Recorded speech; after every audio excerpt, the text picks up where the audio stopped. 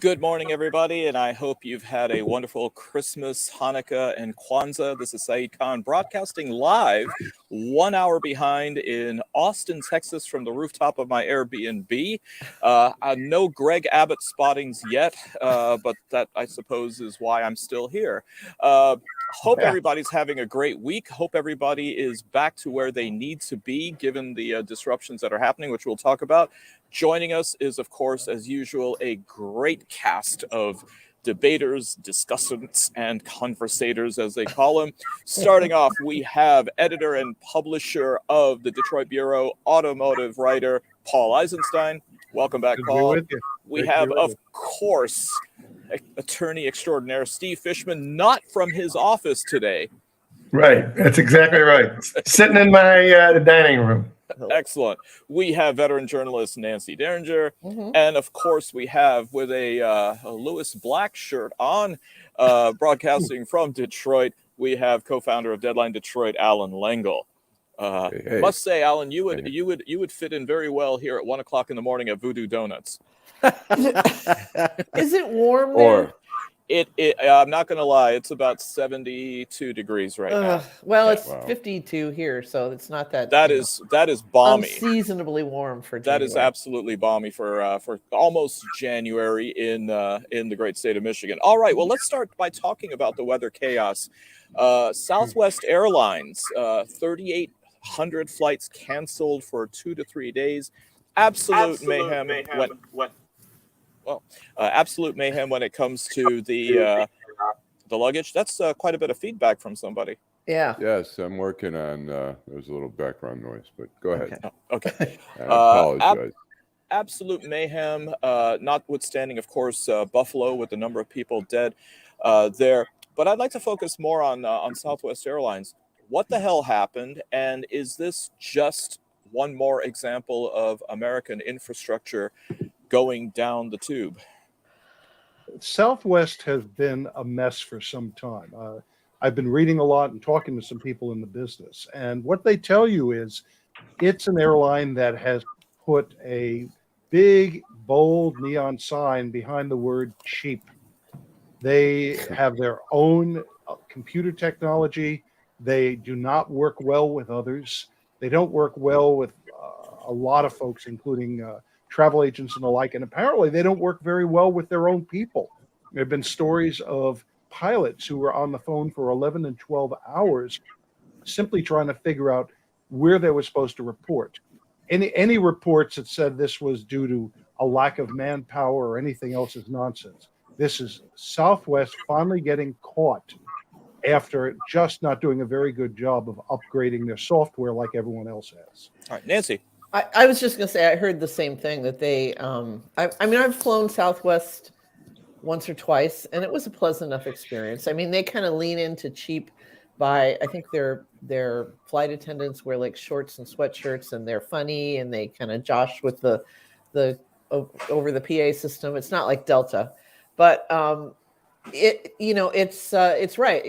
Paul's right. This all comes from an outdated scheduling system, computer scheduling system that melted down in the blizzard or the snow disruptions, and then they couldn't seem to get it back working, and so that's why you had these people on hold for 11 or 12 hours. I mean, I heard about one flight that took off from, I think, somewhere in Texas, headed for Florida, and turned around mid-flight to go back there because they didn't have any ramp workers in Florida, of all places.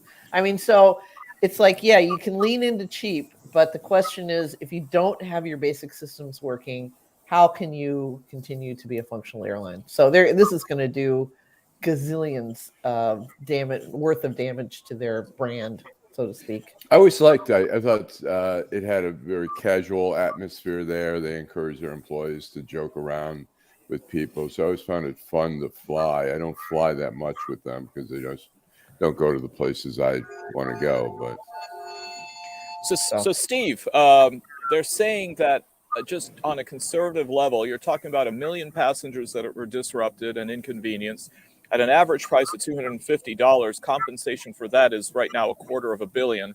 They're also going to be providing reasonable reimbursement for incidentals like lodging, food, etc. You're never going to get back the vacations that people lost, and maybe even non-refundable expenses. You're not going to get back weddings that were missed.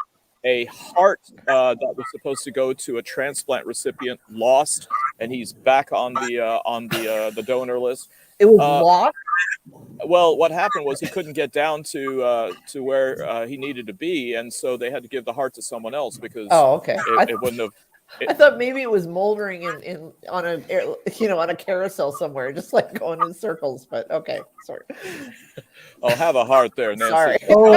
So, can I say something, Steve? I think there's some noise coming from your computer. Yeah, it's coming from your end. I don't know if you have some windows that are open that are. If there's other. It's feedback or something from his. Yeah, this is why you got to use. He's jumping off. But I will jump in on one thing. Yeah. In a weird way, this may have been, if you will, on a broad scale, a good thing. Airlines have gotten worse and worse and worse in many ways. I'm a very frequent traveler. I've done about 200,000 miles this year. Wow. The vast majority of it on Delta, but I've done Vietnam Air. I've done United a few times and a couple of others with international or just destinations I couldn't get to otherwise. And what you realize is that the airlines have written the rules to their advantage to a ridiculous degree. It's time for the feds to step in or the industry to start figuring out how to head off more serious regulations. You wind up getting screwed left, right, and upside down by the airlines, even when it's their fault. So apparently, Secretary of Transportation Pete Buttigieg has said that they're going to fine potentially somewhere upwards of $10,000 to $15,000 per case to the airline. So that's going to add to Southwest Airlines' misery. But there's also allegations that they gave back a whopping $5.6 billion to shareholders. Systemically, there's the issue that they're not an airline that uses hub and spoke. Like all the other airlines, they do point to point. So they can't just shut down certain sectors, kind of like the boiler room in the Titanic, if there's a leak down there. And so now we see that Southwest Airlines is kind of starting to list. Steve, what's going to be the liability for Southwest going forward in civil cases as well as brand reputation hits that they've been taking? This is one of my favorite things that you guys do to me all the time. You take a criminal lawyer and you ask them stuff that you need to be asking to Ben Johnson or to Jeffrey Feiger. Now, if you want to get my attention for it, what's one of those angry passengers, if they shoot somebody, and then I can tell you how I would defend the guy on the grounds it has to be manslaughter because it was in the heat of passion because he's so ticked off. I have no idea. I don't have a clue as to how that would work out. And I don't know, in all honesty, not pretending to be a plaintiff's lawyer, I don't know if you'd be able to, isn't there some kind of assumption of the risk when you decide you want to go fly on a plane anywhere? I don't know. I mean, unless you can show, I guess, what. Well, first of all, I mean, we thought we'd give a crack at profiling you and thinking all lawyers do the same thing. But notwithstanding that, I mean, just from the standpoint of, I think the point you're making regarding assumption of risk, the airlines are going to push back and say this is force majeure, it's act of God, we couldn't do anything about it. But I think the point that Paul was making is that Southwest Airlines has been exposed to having some severe issues of flaws and fallacies when it comes to its software system, when it comes to its operational end. That's got to be an actionable case of negligence somewhere. I agree with the way Paul described it, which I didn't know beans about this, but the way Paul described it, it would seem to me that if you had a really solid plaintiff's firm who had a lot of people who are going to be able to work on the case, that you probably could, because the way Paul describes it, it's not like they didn't know. They just kind of ignored it, it sounds like, or they just figured out something like this will never happen. So I'm not saying you can't make a case out of it. I'm just saying I don't know shit from Shinola about it, so I can't give you a prediction. But it would seem to me that if you went to a firm that's got the resources to do all the kind of research you need and the kind of expert testimony you'd get, you probably could make a good case. Whether you could do it on behalf of an individual person, I just don't know. When you listen to what's being said, and I've read some posts by people who work with the airline and so on. This is something that a lot of people have been talking about within the company for some time. So it's not like they didn't know that their system was outdated and potentially trouble prone. When you add the point-to-point design of their system and so on, when you add it all up, they screwed the pooch. They should have known that they had a problem and prepared for it. It's sort of like what happened in Texas a couple of years ago with the Power grid, power generation going down. It was force majeure from the sense of, wow, this was a major storm. But when you look at it, you realize they took shortcuts that they knew they shouldn't have taken. And not being a lawyer, I can't say, but I'm sure some of the big plaintiff law firms are going to find ways to say this goes beyond any limitations. I think what you just said, Paul, I think is really the key to it. What lawyers are always looking for is someone on the inside that'll tell. And if you're saying that you've been reading or hearing or whatever, that there's people inside, that's exactly who Ben Johnsons of the world are looking for. They're looking for people like that who have been there. They know what's been going on. You put them in a deposition and they're pretty damaging to the defendant, which would be the airlines in this instance. Allan. I was gonna say, I don't know what I can't remember if there have been any cases. Sort of a parallel thing would be where people are hacking into different like hospital systems or whatever, and the systems, the hospitals or Target or whoever has not done put in the proper software and security, and are they liable for not doing that? I don't know if there's been any cases where information data has been stolen and. Keep in mind it seems kind of similar. It's not. Keep in mind also that it's not just the staffing and scheduling that runs on a computer. It's also a lot of other much more important shit that keeps the plane actually flying in the sky. So or the inventory of honey roasted peanuts that they have on board, which by the way are the best in the air. Oh, okay, glad to hear it. I'm. Well, you know what, my feeling was when you're on a plane that long flight. Any kind of food, it's like you feel like you're a veal. It's an activity. You're so excited. Oh my God, peanuts, pretzels, sure. It's something to eat. It breaks the monotony of. Like anyone ever offered you food that you didn't eat? Wait, you are the eatinest guy I know. So we got to ask the question, Allan. Do you pace yourself like one pretzel every 1,000 feet of altitude? I mean, how do you break it up? It goes immediately. And then I say, excuse me, can I get another one of those? By the way, Paul, you mentioned the weather down here in Austin. So when we got here on Christmas Day, the next day I decided to go swim at Lifetime. And I walk in at 6 o'clock in the morning and I said, you got an indoor pool at this one? They said, yeah, but our water main pipe burst because it got that cold. It was about 30 degrees here. So yeah, they are ill-equipped. Especially when it comes to insulation for plumbing. Well, the one thing that Southwest did not do was lie through its teeth or misrepresent itself. The same cannot be said about Congressman-elect from Long Island, New York, openly gay Republican George Santos. It seems as though everything is unraveling. He did not go to the universities that he claimed he did. He did not graduate, obviously, from there. He did not work for top investment firms as he claimed he did. And then, of course, there's the whole thing about his religious identity. In this day and age, of course, anyone can self-identify from anything of a different gender to a pantomime horse. But George Santos decided to say that he was of Jewish stock, only to then realize that he needed some more punctuation and that he needed a hyphen to say he was Jew-ish. Now comes... I gotta say, this guy is... I know this is a very serious story, but this is comic relief for me because this guy... He's like the guy on Saturday Night Live. Was it... Who played him? I forget. Who couldn't tell... He was like a total pathological liar. Every word out of his mouth was a lie. So. Well, he's now...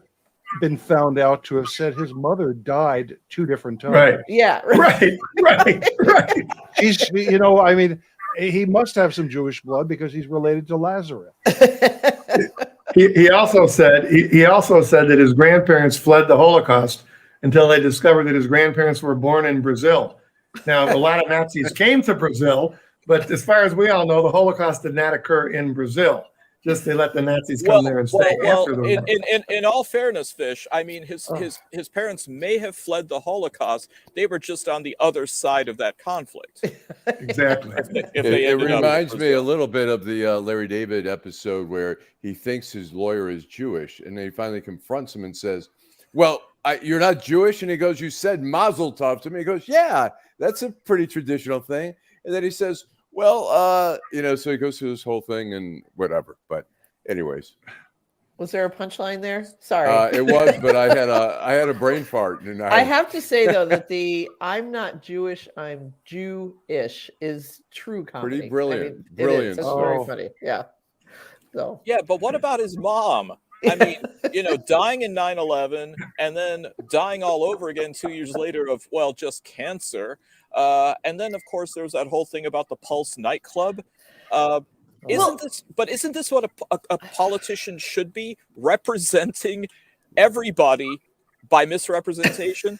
There is not one demographic group that he has not claimed. You know, the story here needs to be, what is the Republican Party going to do about this? Nothing. And nothing, exactly. They're going to do nothing because he's one reliable vote in a very thin margin of majority that they have now. But, you know, that's who the story needs. I mean, this guy needs to be kicked out of the caucus, you know, recalled. That's up to the voters of his district. But I mean, there's no way he should get any kind of security briefings. I mean, can you imagine? But, you know. Well, wait, now let's add one more piece to this, which we haven't discussed. There's now several investigations, one in the county, and I believe the feds have said they're going to look as well into his financing. Yep. This was a guy, when he made a previous run for office in New York State, claimed he had no specific job or assets. And suddenly he came up with this large sum of money, supposedly his own, to dump into his campaign. And I cannot say for certain if this is true, but there have been several reports that have started dropping a possible Russia connection. Yes, that's true. Wow. He's Finally, we've got a Russia connection. Yeah, all these guys have Russia connections. Yeah. You know, somebody was during the House, the Michigan House hearings, or no, it wasn't the House. It was the State Board of Canvassers meeting a few weeks ago when they actually finally certified all of the races that have been disputed. And one of the guys who gave a lot of testimony on behalf of the Election Integrity Fund, which is essentially just there to, you know, it's a bunch of election deniers. I got to looking at I just did some Googling on him and I found his LinkedIn. Guess where he spent a year abroad? I mean, you know, it's like all these guys seem to change planes in Moscow at one time or another. You just wonder what's going on. Remember the old Manchurian candidate? I think we have the Moscovian. Steve, you had your finger up. I don't know. Nance went on one of her rants, and I kind of forgot where I was. Sorry. It's the old Jewish home. I can't remember anything anymore. I was going to say the last part I do remember is the Larry David thing. I was talking about the subtlety by omission when Larry David asked his lawyer. He says, "Are you going to the synagogue for the high holidays?" And he goes, "No." And so later, Larry confronts him and says, "I asked you if you were going." And he goes, "Of course I told you." I said, "No, I'm not Jewish." Of course that's... Anyways.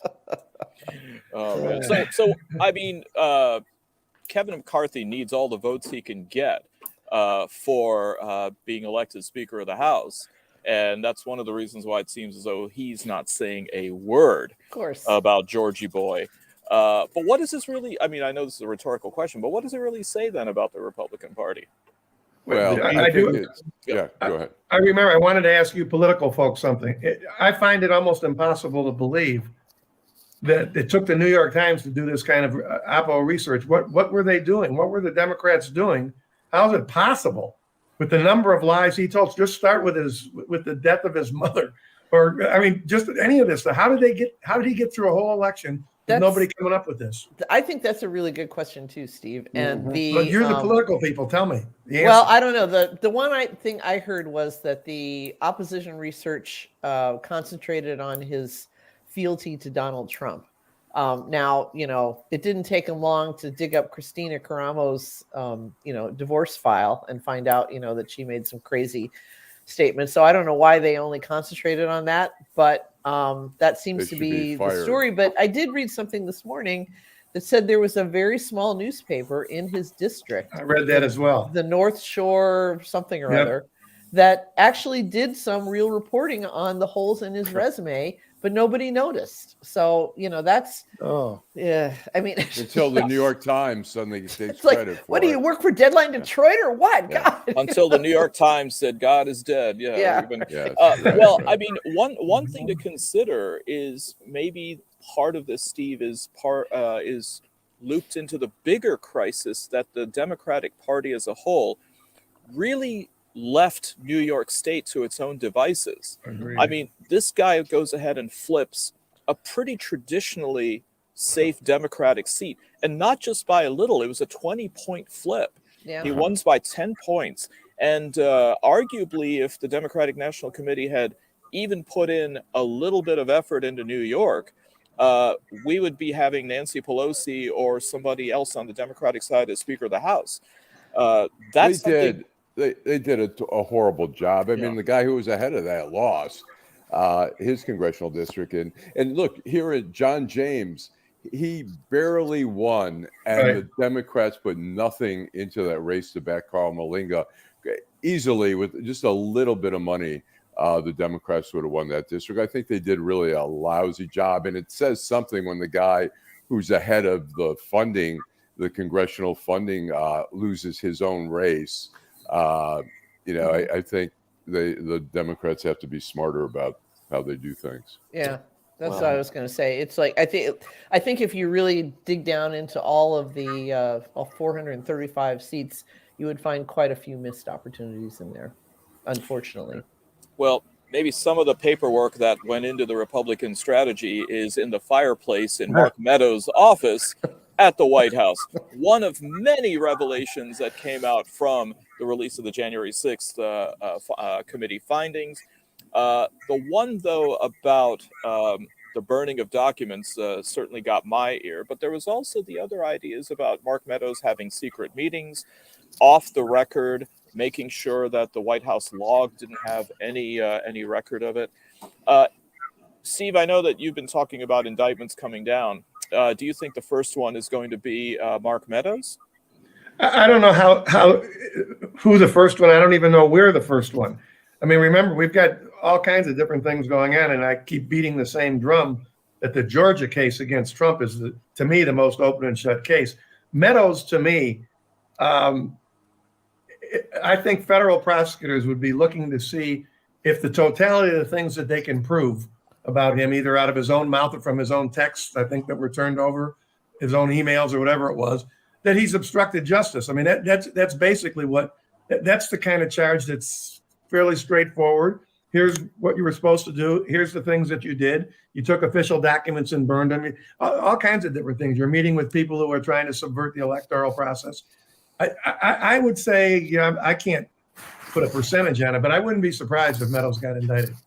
But I don't think, Saeed, I don't think it's going to be one over here and one over there. Certainly, the special counsel who's working right underneath the direction of Garland, there's not going to be one over here and one over there, in my opinion. This has got to be dropped, boom, and Trump is in it, and Meadows is in it, and Giuliani's in it, and you really want a 4 or 5 or 6 defendant indictment just because it gets people to start thinking about turning on the other guys. How many times have I said this to you guys on this show? What the government really wants is snitches. I mean, that's not a polite way to call them. They want cooperators is what they call them. Yes. And the best way to get people to cooperate is charge their ass. That's the way to do it. All the big talk and all the stuff. A guy like Roger Stone, they knew they had Trump there to pardon him if they got in trouble, or the other guy, Manafort. You charge them now. Right. And charge them when they know damn well nobody's pardoning them. Nobody's going to excuse it. All of a sudden, they get a decent lawyer. The lawyer says, hey, who gives a shit about Trump? Tell. Yeah. Makes a better deal. Right. I That's say, the way I think it's what an amazing, from a reporter standpoint, what an amazing trial that would be if you had everyone at the table: Giuliani, Trump, Manafort, all Meadows. I mean, what an all-star lineup it would be. That Oh my is gosh. pornography for Yes. me. I would. Well, speaking of pornography, then you have to drop Miss Lindsay in there as well. Yeah. Lindsey Graham, for those who Yeah. don't somehow know that nickname. I thought it So, was Go ahead, Steve. no, I think what Alan is saying, you're right. I mean, it would be fascinating for everybody to watch.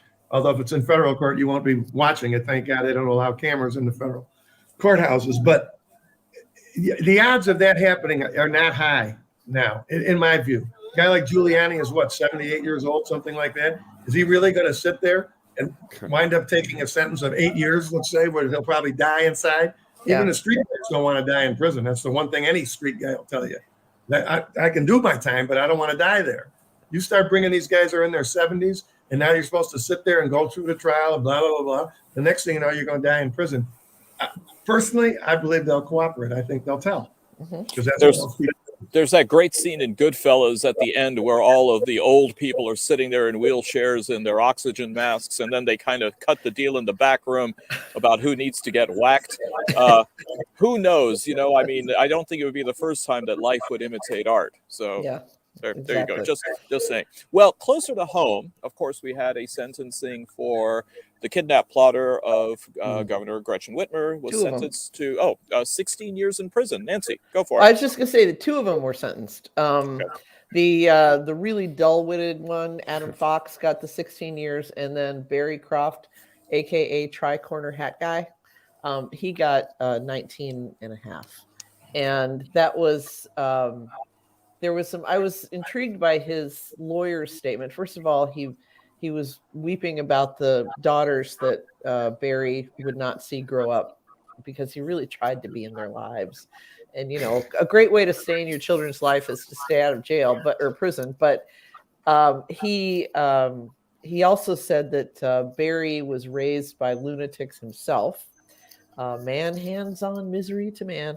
And that his mother was fond of conspiracy theories, and his father would do stuff like put tinfoil on the ceiling of the rooms of their house so that the aliens couldn't read his brain signals. So, I mean, it's like if there's ever an argument for like uprooting this lunatic family tree, before it breeds anymore, I think it's throwing this guy in prison. Every one of those sounded like an aggravating circumstance to bump up the sentence. I know, exactly. Go ahead. So did they give them enough of a sentence? I know some people would have liked them to have gotten life.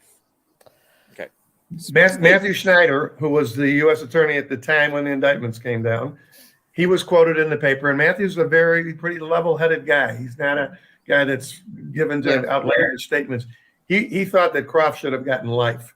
And the reason was, I didn't know the part that you just told about how crazed the family was. I know that the lawyer did an awful lot of talking. And Matthew thought that this guy was really the kind of guy that should never come home, just because of he was the mastermind of the whole thing and blah, blah, blah.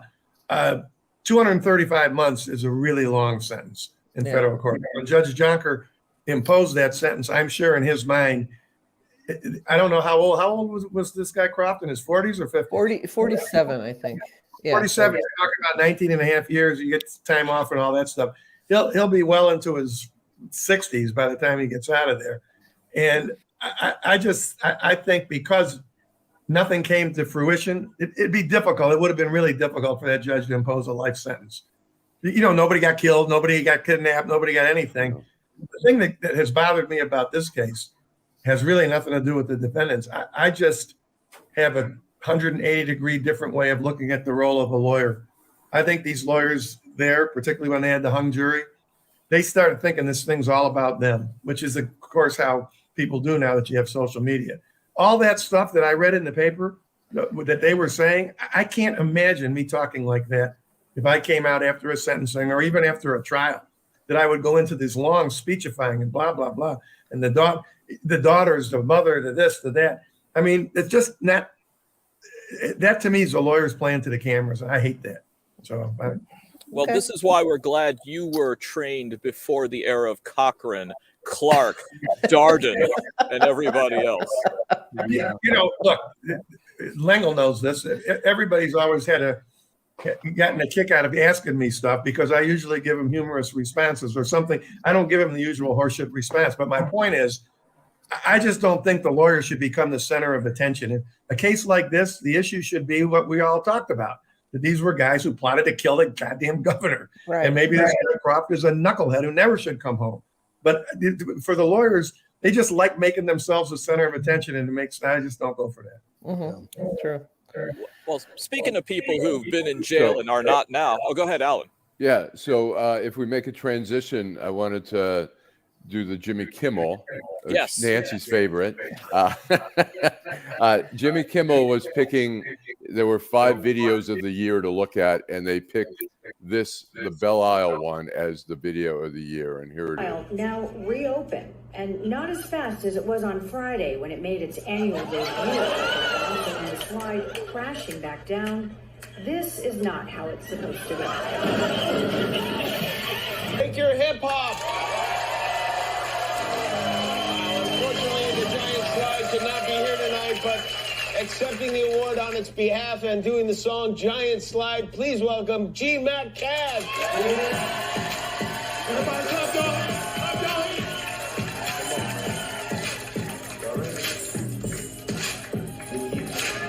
Hey, you can break your back on a giant slide. You can even break your neck on a giant slide. You can even rub your head. Then wash your hands and your legs. It's like jumping off a roof. Giant slide. I'm sorry I didn't get there. Yeah.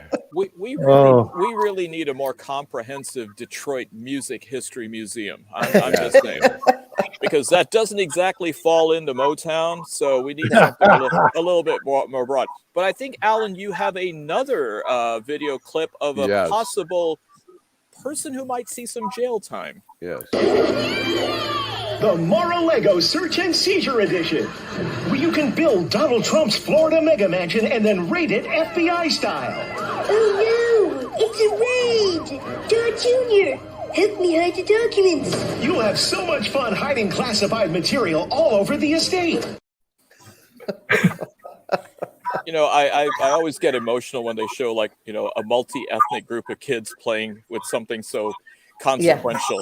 It gets me every time. Well, we have somebody who's out of jail now and seems to be going to the judge to ask for some dispensations. And that, of course, is former Detroit Mayor Kwame Kilpatrick, who is looking for a little bit more freedom to travel and is also claiming that he has paid back $1.5 million in debt.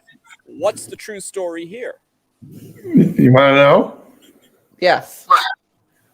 The true story is 2 things. And I have to tell you, the newspaper article that I read, and I don't remember which paper it was in, was absolutely useless in informing the public what this is all about.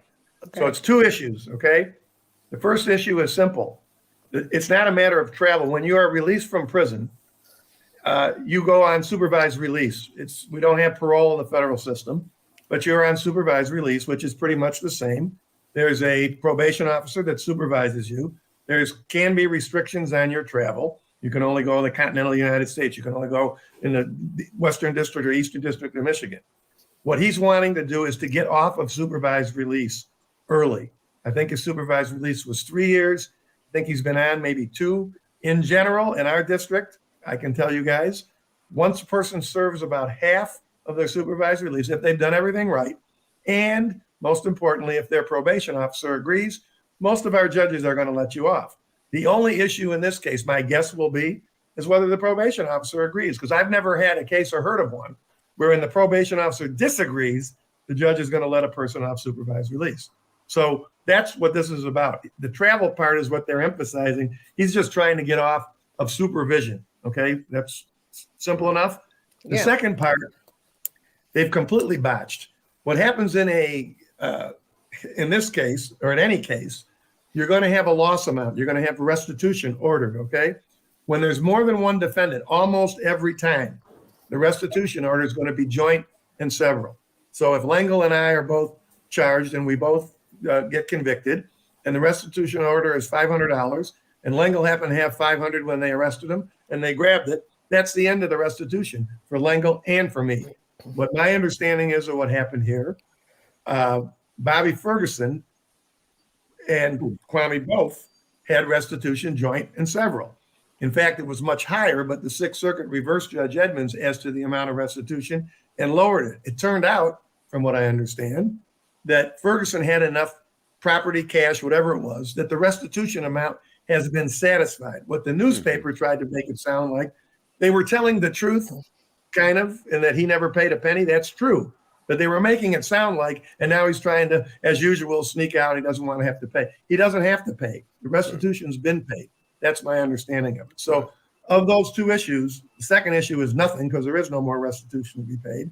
The first issue is just whether the judge decides to let him off a supervised release. And if she lets him off supervised release, he can go to the moon because he won't be under the supervision of the court anymore. Right. That's right. pretty much it. So he's traveled. Yeah, go ahead. I'm sorry. No, I do love to mention that to you media folk every now and then. It'd be a lot better when Lengel was writing for the news. He wrote accurate stuff. When Ashenfelter was writing for the Free Press, he wrote accurate stuff. The stuff's not necessarily inaccurate, but you guys know as well as I do, there's a way to write something that really informs the public of what's going on. And then there's a way to write it where there's kind of inferences and snide little references and blah, blah, blah. Unfortunately, that's basically what happened here. And it's interesting with the travel. I know he's traveled from Georgia to Michigan, and I think he's been to Florida. So I'm not really sure what those restrictions. There may be a restriction they can't leave the country without permission. No, what it is, Alan, is you can't go anywhere unless it's part of the order, the original order. If the judge says you're going to be on supervised release for 3 years, but you can visit your family in Lebanon for 2 months of each year, that's part of the order. If it's not part of the order, then you have to get the permission of the probation officer. Sometimes the probation officer may say, we got to go and get the permission from the judge. But it's routine. I mean, routine. I've had people on supervised release or probation that literally have gone out of the country because of family, their dad is sick or something like that. So the whole issue here is just whether he's going to get off supervised release. That's it. Right. Yeah, he does owe $854,000 to the state, which I guess the last time they were saying the last time he paid anything was $500 in 2013. That's true, but it's a totally separate. Right. And quite frankly, I don't know this because I've never had a case like this, but I've discussed it with some of our judges, our federal judges. I'm not so sure that you can hold him responsible for something that was not part of the federal sentence. This is a separate case. If you wanted to drag him back to Wayne County Circuit Court, but he's not on probation or parole to them. So I think it's a non-issue personally, but right. I've never had a case that decides it.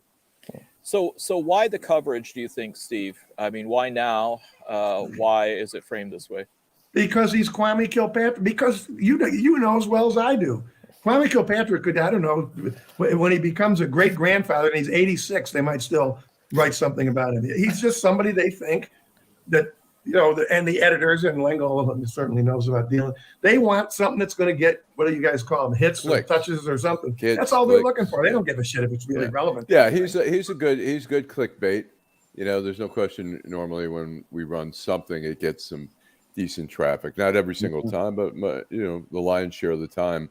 He gets trapped. People are interested. Look, we don't have a lot of celebrities here in Detroit. So, some of the past mayors are celebrities. The local TV people are celebrities. We don't have the level of celebrityness that other cities have.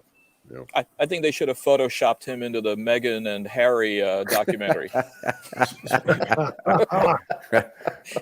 I agree. That would be newsworthy to go ahead and see his teary confessions of how he was mistreated by Charles and Camilla and who knows who else. Well, of course, this is our last show for 2022.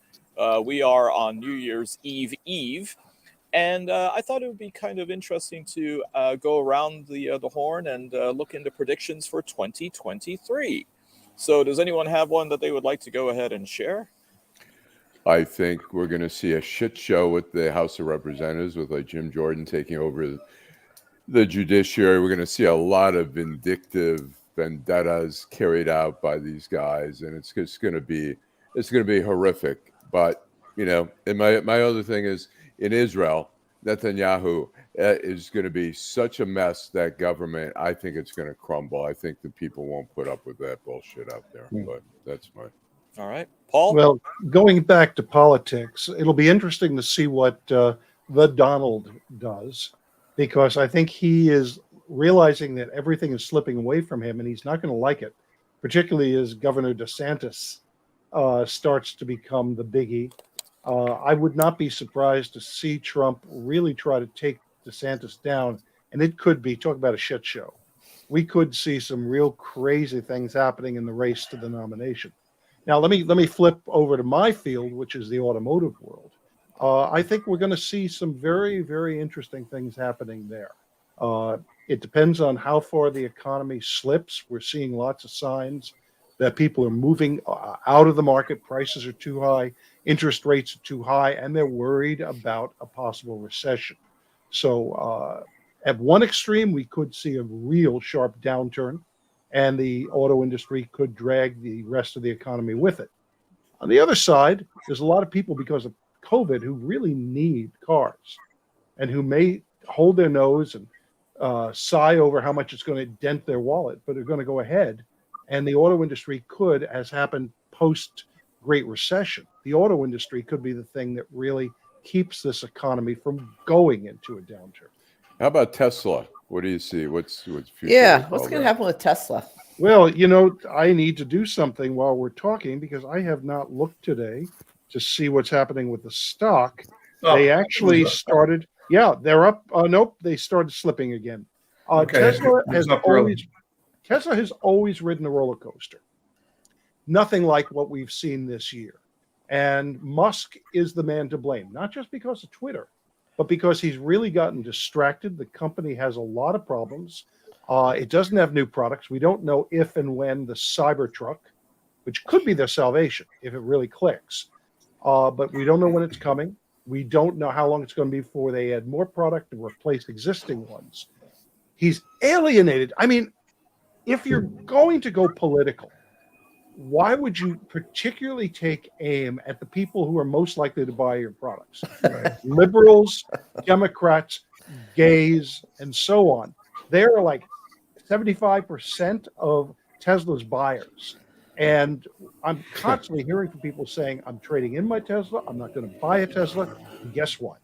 The number of vehicles, EVs, on the market has gone from about 13 long-range models, 200 plus miles, at the end of last year, to about 50 right now, and will hit 75 or more next year.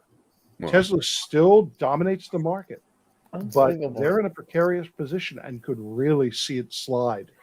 That I didn't even think of that, but you're right, Paul. And on the flip side of that, the kind of people who are cheering Elon Musk on are the kind of people who refuse to buy electric vehicles because whatever, they have a lot of crackpot reasons, but they're some of the sanest one is they're too expensive. The most insane one is, because I like to belch, hydrocarbons into the air. Yeah. And it is, it's interesting to think of it that way, because if I were in the market for an EV now, I certainly wouldn't even think of a Tesla. Well, the lithium-ion battery shrinks the tiddlies, so that's the other important thing. I didn't know that. I think we're going to see a lot of Elon Musk again in 2023. He's not going to go away, though. If the stock continues to go down, and if you start to see more problems with Tesla, if they have a bad fourth quarter, you could wind up starting to see some of the bulls that are already starting to post Twitter feeds about him turn upside down and start calling for him to be pushed out at Tesla. So could he be limited to SpaceX? Maybe it'll be the good excuse he has to finally take a one-way ride to Mars. Or buy Southwest Airlines. Yeah. Yeah. I thought he already did. All right, Steve. I'm looking forward to seeing what the all Democratic legislature is going to do with the Democratic governor here in Michigan. I think there's some things that be interesting to see if they're able to pass stuff like that. It's been all these years. What is it, since Engler was governor? Is that how long it's been since we had a Democratic legislature in the state? 40 years, I think. 40 years. Yeah, well, that's about 40 years. I will say this is interesting that Alan mentioned Netanyahu. I got an email from my Israeli sister this morning. I think she thinks not the same way that you think, Alan, and she's been living there since 1975. She actually had a little tongue-in-cheek thing saying, if he puts together this government as it looks like it's going to be, she and her daughter may very well be back here in America. And I couldn't resist. I told her I was going to put an offer in on our original house on 18679 Roselawn, right down from UD High. But I don't know that I think your view, Alan, is an optimistic view. I think that the country has changed so much, particularly because of the ratio of children, the Orthodox with their 12 and regular people with 2 over all of these years. My sister doesn't share your sentiments. Let's put it that way. Yeah. Right. Interesting. Nancy. Well, I have to preface this by saying that one of the things that I've always liked about having a career in journalism is you never know what's going to happen. And when something does happen, it never happens exactly the way you thought it would happen. But so all of that, which is another way of saying I don't like to make predictions, but you asked for predictions. So I think on the national scene, the Republican Party has still not hit bottom.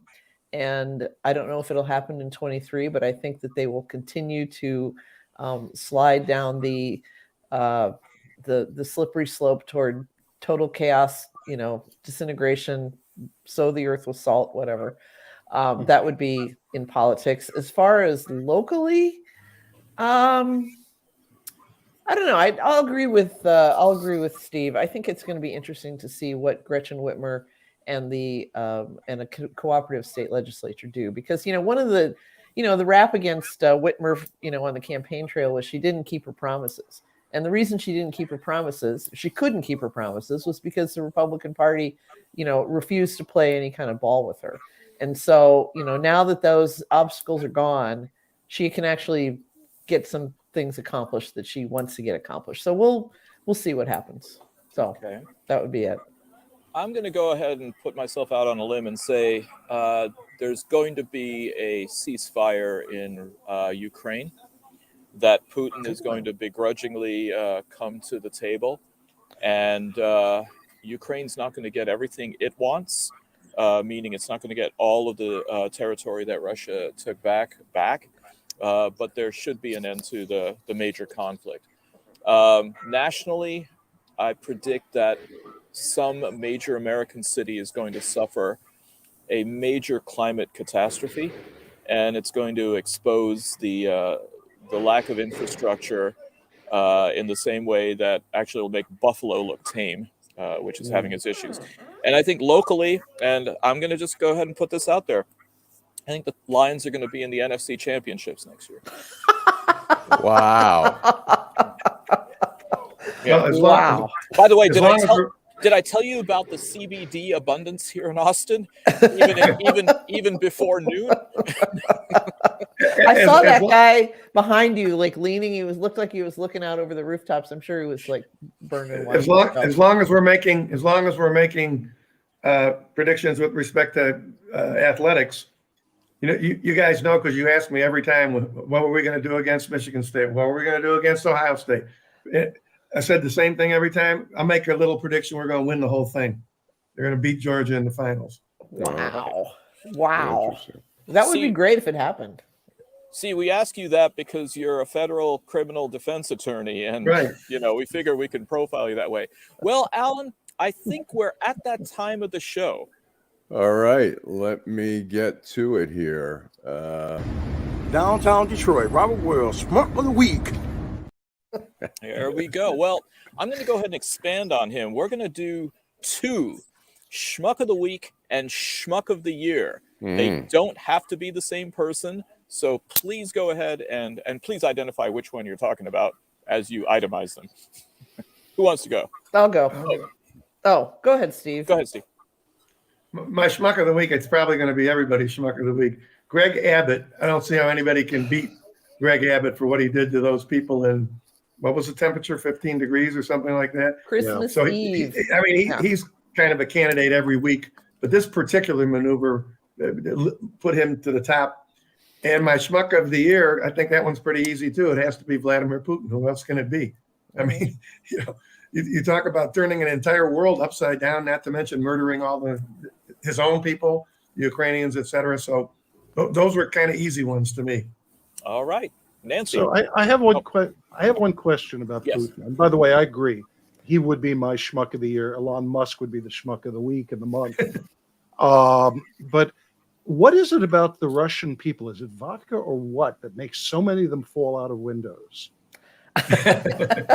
I'll tell you, if I was an oligarch, I would never book a hotel above the first floor. Yeah. By the way, Paul, today in the Washington Post online, and I don't read the paper, online, they had an article, a long one, about Putin and his standing with it. I was surprised how many people were willing to be quoted with their name in it. Too. There were people who were quoted anonymously, but even then, there were an awful lot of people talking, which you wouldn't necessarily think would happen if he were still in the position that he was in, let's say, 24 months ago. Well, let's see how many more of them fall out the window. Yeah. One of these times he may fall out the window, though. That's the thing. So I think right now more oligarchs have died that way than number of drummers in Spinal Tap died. Yeah. Just if you're You think they could mix it up a little, but they do say that serial killers tend to pick one way of killing somebody, and I guess that's what he likes. He likes to see him take a header off the. I think that's the Colonel Sanders business model, isn't right. it? Right. Chicken, right. Yeah. Okay, Nancy. Okay, my schmuck of the week is a person that I had not heard of 24 hours ago, and it's a TikTok influencer, but who goes by the name of Andrew Tate. And Andrew Tate is one of these hyper masculine dickheads, who goes around saying that, women asked to be raped and they belong to men anyway, and I'm super macho. And he made the mistake of tweeting at Greta Thunberg, who is, the young climate activist. And he was bragging about his 12-cylinder Bugatti and all of the other expensive cars in his garages, and how much they degrade the environment. And what do you think of them apples, Greta? And she tweeted back at him, feel free to. She's I don't know. Somehow she made him send me the details to my email. That was it. Send the details to my email. Energy at Small dick energy at getalife.com. Yeah, exactly. Small dick energy. Well, Andrew Tate could not stand for that, so he had to tweet back at Greta Thunberg, and he did so from while eating a pizza, and the pizza box was on the table, and just as in the Sopranos great episode, The Telltale Mozzarella, the police in Romania were able to figure out where he was, which is in Romania, and then he was arrested on suspicion of rape and sex trafficking in Romania. And this is just, and then of course Greta Thunberg, her social media staff, had the last word, which is, "This is what you get for not recycling your pizza box." So that's my schmuck of the week. Schmuck of the year, since Steve already took Abbott, I'm going to take Ron DeSantis in Florida, who also has participated in these charades where they bus busload of migrants who are only seeking asylum to various liberal strongholds like Martha's Vineyard and so forth, and just, which I think is just a standard of human cruelty that I simply cannot fathom. And this is another reason that I said the Republican Party still has not found bottom yet. So that would be mine. Okay. Allan. All right. I'm going to go with Marjorie Taylor Greene for schmuck. She was defending George Santos after Tulsi Gabbard was interviewing him and just ripped him, just talking about what a big liar he was and how awful this was. And she said how horrible for her to give him such a hard time and and so I think for Schmuck of the Year, I'd say it's between her and Lindsey Graham. I feel like Lindsey Graham is one of those people who knows better but has no spine, and so he continues to just be the weak, be the face of weakness and duplicitous, being just totally two-faced for the Republican Party. I think he's really just it's a shame just to watch him since John McCain has passed away. It's shameful. Shonda. Shonda. It's a Shonda. Here we go again. Lengel, we never should have taught them Yiddish. We really, life was a lot simpler before they started hacking people at Chinik and all that stuff. Wow. To think that you taught us Yiddish, man. Seriously. I took one of those online quizzes a few months ago where it said like how's your command of Yiddish, and I got 100%. And I credit you got both of you guys. So. When I moved to the United States, Fish, I was living in Far Rockaway, New York for 2.5 years. So I can actually lay claim to say I grew up Jewish, more so than Santo. But he's the Shonda. Yeah. So yeah. No, seriously. I mean, I grew up culturally Jewish. Back in the mid '70s, you couldn't even eat Oreos because Nabisco used lard and everything. So we ate Hydrox. Yeah, which was great for an 8-year-old because it helped you part with your baby teeth a lot quicker because those things were rock hard. So, all right, my schmuck of the week is Home Depot co-founder Bernie Marcus.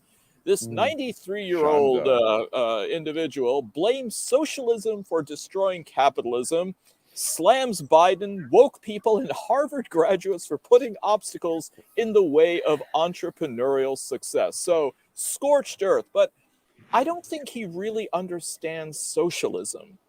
Because if he did, he would realize that the state does not own these public sectors. And a lot of money going to capitalists and entrepreneurs came by way of state bailouts.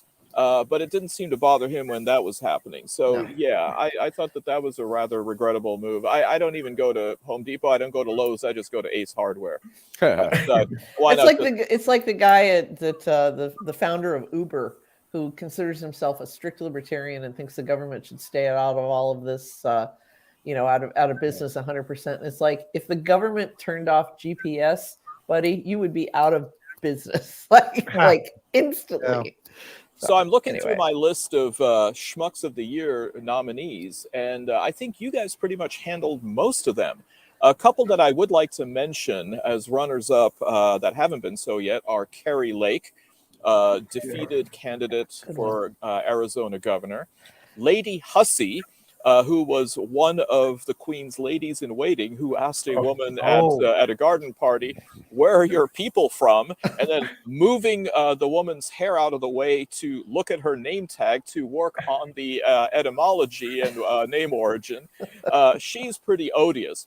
But I would have to say that the Schmuck of the Year has to be none other than Associate Justice of the United States Supreme Court, Samuel Alito. Strip search Sammy. Strip search Sammy. I think that we have unfortunately forgotten a little bit about the Dobbs decision and how consequential that was. And just this individual who has no problem going to Federalist Society dinner parties and blabbing, and leaving no pretense of any kind of impartiality or objectivity. Leaking Alito. Leaking Alito. That's his new moniker. Yeah. I mean, I think if the Supreme Court justices were in a Roald Dahl novel, I have to wonder if he would go down the garbage chute or if he would blow up to be the size of a blueberry. Either way, I at least he's not going to get the factory. So yeah, Samuel Alito, you are my Schmuck of the Year. Well, listen, thank you all, both our audiences, as well as, of course, all of you for being on today's show. I want to wish everybody out there a very, very happy New Year, 2023 coming in. And as Fish has already gone ahead and hopefully portended a victory for Michigan, not only tomorrow against TCU, but against either Georgia or the Ohio State Buckeyes. So, Steve Fishman, thank you. Paul Eisenstein, thank you for joining. Nancy Derringer, thank you.